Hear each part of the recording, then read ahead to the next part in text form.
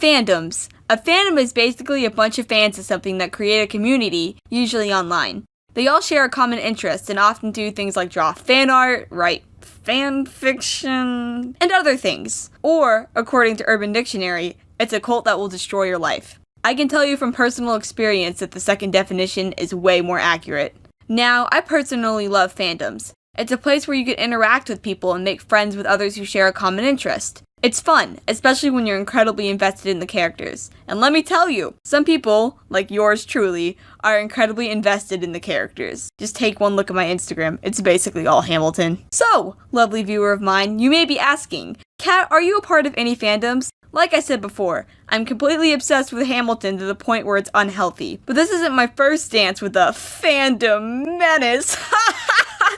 You get it? 'Cause I'm not funny. When I was 12, I got my first iPad. They were required for the school I was going to at the time, so my parents had to buy me one. This also happened to be at the same time where I was obsessed with warrior cats. And if you know anything about warrior cats, it perfectly fits the "a cult that will destroy your life" definition. Back in 2012-ish, warrior cats A and Bs were incredibly popular, and let me just tell you, I was obsessed with a plethora of dramatic animated kitties free for my viewing pleasure. It was like my fantasies of the books came to life, and I loved it. I never made any, and I wasn't a big contributor to the fandom itself, but I made personal fan art of it all the time, oh god, what was wrong with me? It took me a while to get out of that fandom because 12-year-old me was practically in love with Scourge, who was basically the Shadow the Hedgehog of the series. Speaking of Shadow the Hedgehog, please don't mention the Sonic fandom. Please. But I did manage to get out of it, and for a while I wasn't a hardcore member of any of the fandoms. Until December of 2016.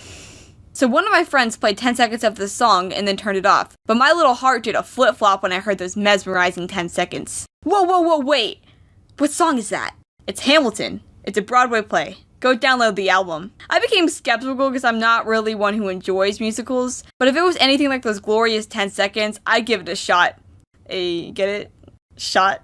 I actually left it alone for like 3 months, and then one day during chemistry in December, I was going through my music, and I saw Hamilton sitting there, untouched. I thought to myself, why not? And clicked play. And thus began my terrible and unending obsession and attachment to all the founding fathers. But enough about the hottest founding father, let's get back on subject. Fandoms have this reputation online for being, well, but I personally think it's an unfair statement. People tend to characterize fandoms by the minority instead of the majority. For example, the Undertale fandom, I'm not personally a part of it, gets a bad rap for people shipping themselves with Sans, which go ahead if you want to, I really don't care. But everyone forgets about the amazing works of art and stories in the fandom people create. People let the weird minority of a fandom represent the entire thing, and totally forget about the insane talent the majority possesses.